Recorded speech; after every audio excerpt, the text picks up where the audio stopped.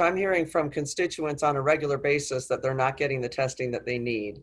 And when I see data as recently as a couple of weeks ago, before we started to see less data made available to us, when I saw data that showed that folks in our nursing centers are have a mortality rate that's 17% or 17 times more than those across the state, we've got a problem. When folks in our state, 61 and older, are the majority of the contacts of coronavirus and death, then we've got to make sure that we're addressing it. So we have to push it out to them. These are people in many cases that can't leave their homes.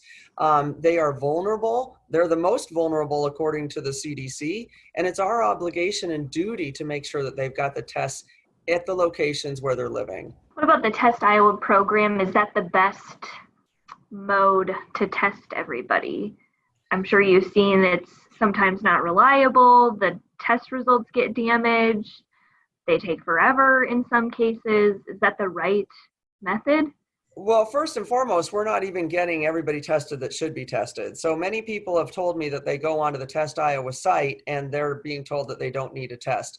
Listen, our governor said anyone who wants a test will get a test. And in my book, that means anybody and everybody. So I don't believe that TestIowa is living up to the expectations that it should be. This was funded through money appropriated by Congress, and I want to make sure that we're protecting Iowans. That means if you want a test, you should be able to go get a test. Why would a federal congressional person be sending a letter to a state head?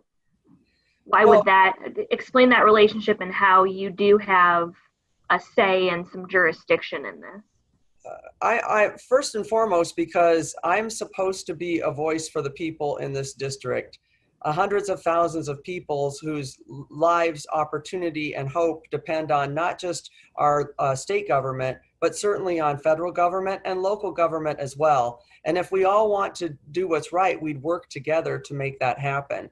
So number one, it is my responsibility to bring opportunity to people in this district, and certainly looking out for their healthcare and their safety is one of those. I'm also responsible for a lot of funding that comes from the federal government to our healthcare systems and to our economic systems to keep people afloat and to make sure that businesses thrive. So if I'm going to be responsible for appropriating funding to the state, I want to make sure that it's transparent in how it's spent. I want to ensure that it's helping the people that it should be getting to, and that it's reaching the intended outcome that it's supposed to.